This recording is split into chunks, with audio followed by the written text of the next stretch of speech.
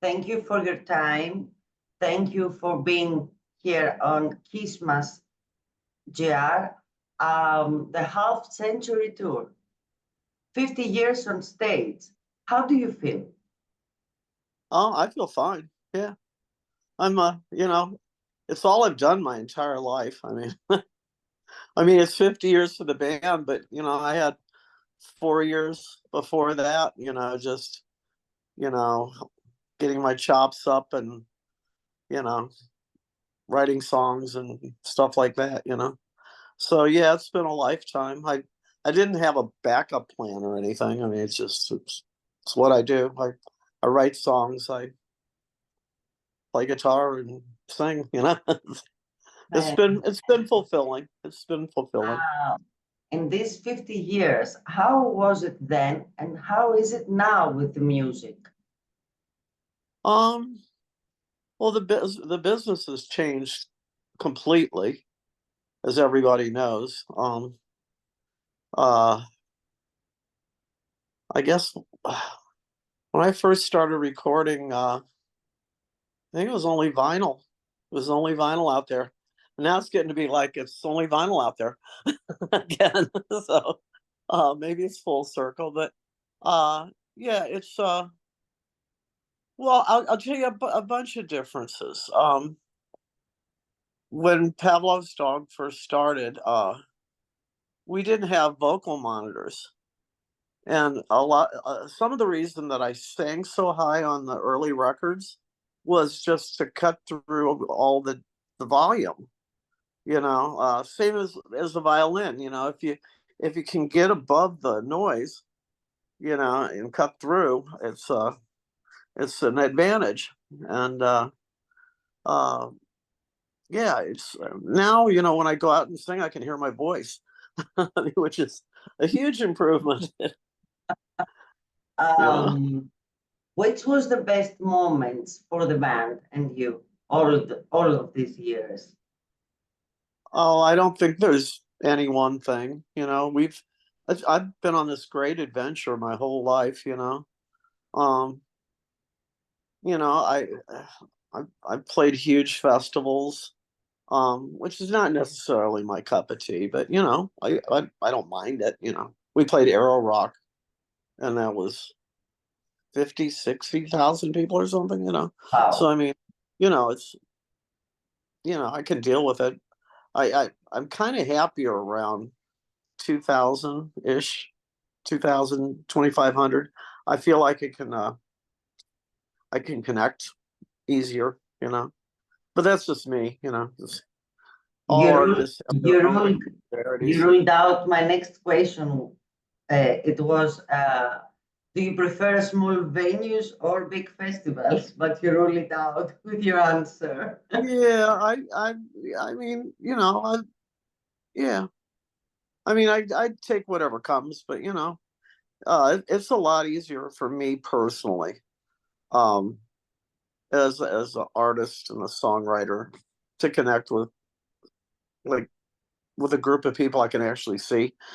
you know, once it Yeah. gets once it gets past 10,000, you can't really see the end of the crowd. And there's some people that thrive on that. It's great. Certainly the Stones. Mick Jagger. I'm sure he likes them.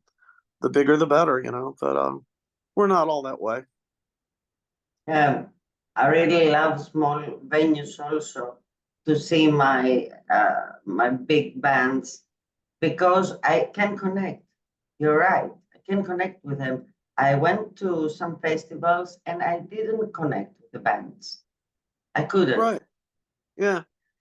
Well, and I've kind of quit going to any of those big things a lot. Well, a couple decades ago, I think I finally got sick of it. But it's just a preference. You know, being a being a songwriter and I guess part of my job is being the guy up front, connecting with people, so I can get my songs across. That's something I worked into. I mean, originally the band was 7 people, and I was the only one who could sing in tune, so I became the singer by default. Well, that and I write all the songs, but you know what I'm saying. But Mhm. I mean, well, there's a great example. Aphrodite's Child, their lead singer, the bass player. I understand he used to sing with his back turned to the audience sometimes. Yeah, You know, yeah, that's true, right? yeah, yeah. Yeah. I understand. So he had to. So his way of connecting was turning his back on people. I think that's awesome. you know, I mean, that's what he had to do to do his art, to complete his art. I just, yeah, it's great. Um, do you feel fulfilled all of these years with the band? Is there anything else that you like to accomplish? Um, you know, we kind of always wanted to play in Australia, and I've been there and I enjoyed it. But I've been getting fan mail for a half a century from Australia, and I think it would be good if I finally played for those people. Um, Certainly when I was in Sydney, I was treated like royalty. It was lovely. I had a great time. You know. Uh, you wrote all of these songs. Is any song your favorite? No, it's kind of like which of your kids do you like best? I mean, to be honest, whatever is the newest song is probably my favorite. In that moment. Like we've just finished a new record and it'll be out in the beginning of next year. It's called Wonderlust, and I've been listening to that. I don't know if every day, but I've been listening to it a lot. And it's it's kind of fresh in my head right now. So, something off of Wonderlust, I guess, is my current favorite. Couldn't even tell you which one of those, but there's a song on there called "Anywhere But Snow," and I tend to listen to that a little bit more than the others right this minute. But I mean, that could change overnight. Yeah. Is there any song that the fans like to hear most of the times that they are Uh, asking? sure. Yeah, I kind of have to play Julia no matter what. I mean, I think everybody knows that. Of Once and Future Kings seems to be super important. Um, in fact, usually the audiences sing the chorus as much as I do. So, that evidently it's a team sport. That song. Uh, there's Uh, a few things like that. Yeah. yeah. Um, would you picture yourself outside music? I wouldn't know what to do. You No? know, I mean, do something other than music. Yeah. No, no, I've never done anything other than music. I was writing songs when I was a little kid. Um, I had a ukulele first, and then my sister sat on that, and my grandmother bought me a mandolin, thinking it was the same instrument. Obviously, it's not the same instrument, but Yeah. uh, but she was an old country lady, from the farmlands of Missouri, and I guess they looked the same to her.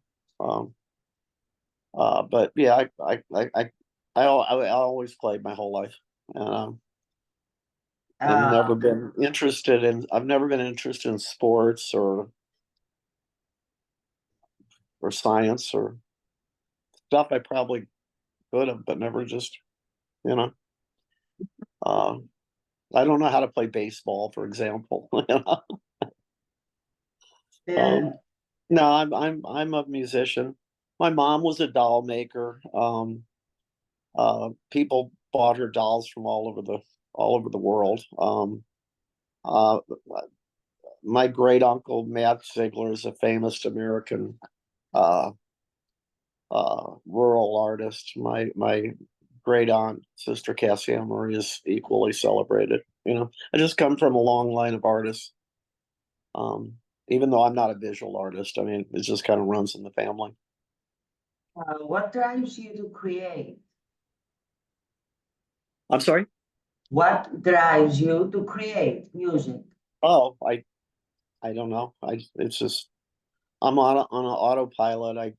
I'll be driving somewhere and something will come into my head, or I'll be walking my dog and something will come into my head, or I'll sit at the piano and maybe two or three notes will fall together in a way that sounds good to me, and that'll lead me somewhere else. But You it's a you start constant always with music or with lyrics? with. Oh, hold on. Yes, okay. I'm sorry. Can you say that again? You start with music or with lyrics first? Um, Usually in tandem. Usually they kind of come out together. It's rare that I have a melody uh without lyrics. They just kind of uh I, I just sometimes feel like I'm an antenna, and it comes out of the air. And frankly, my best stuff usually comes quickly. Um, Stuff I suffer over for months or years. I mean, um, I'm sure they're equally worthwhile, but like Julia was written in 15 or 20 minutes. I mean, Really? it wasn't some drawn out tragic drama or something. I was sitting on my bed with an acoustic guitar and it kind of wrote itself. Uh, So, what do you like to do in your spare time? Do you have spare time though? um, I yeah. I mean, I live here in St. Louis and with my wife Sarah and my daughter Sailor, and I'm real happy here. I've been here 33 years or something in this house, something like that. Um, and I mean, spare time, I'm probably playing my guitar, to be honest, or playing piano, or I like old movies. I mean, there you go. If, if there's some old black and white movie from the 40s, I might be interested. Um, what type of music do you listen when you're not creating music? Uh,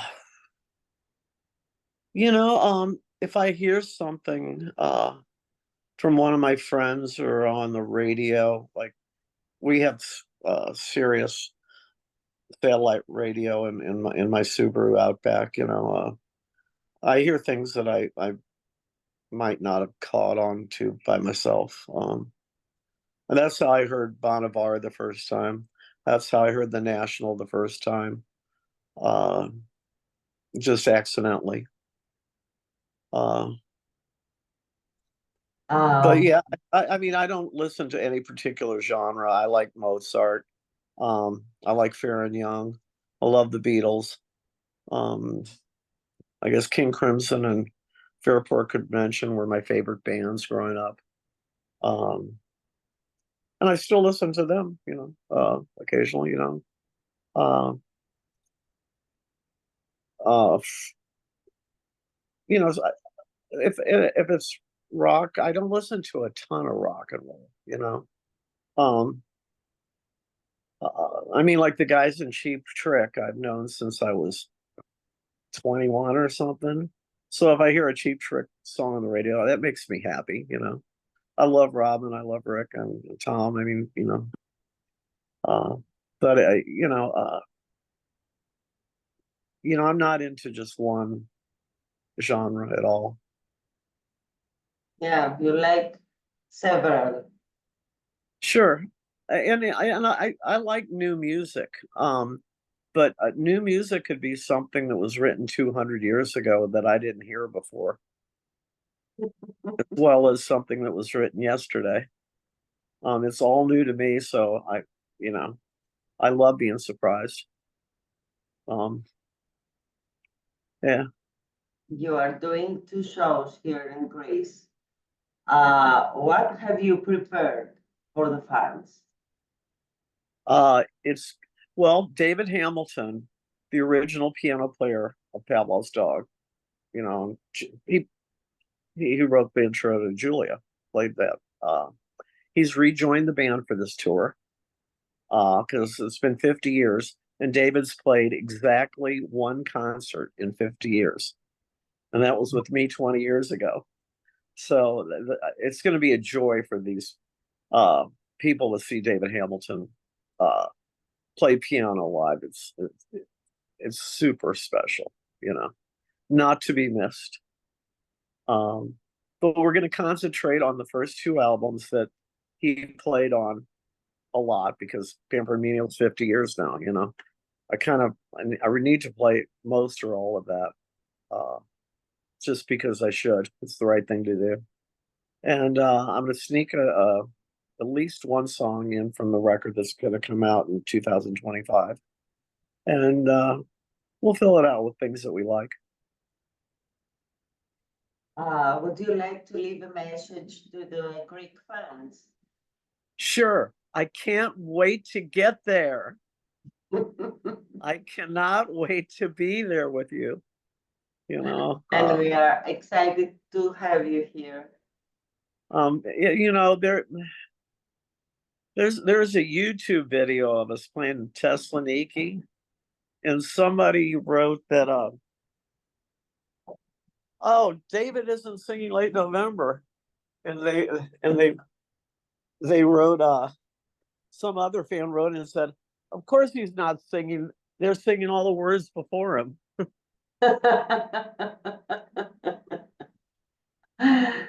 David, thank you and very much. I was just singing along with the Greek fans, so that's how it was. Thank you very much for your time. Well, thank you. Here in Athens soon. It's 20 days, I believe. In 20 days, huh? Uh-huh. We'll see you soon. Take care and have time to rest now before the big tour comes up. And I'll see you in Athens, and we'll toast it with some ouzo. Yeah, thank you very much. Okay. Ciao. Ciao.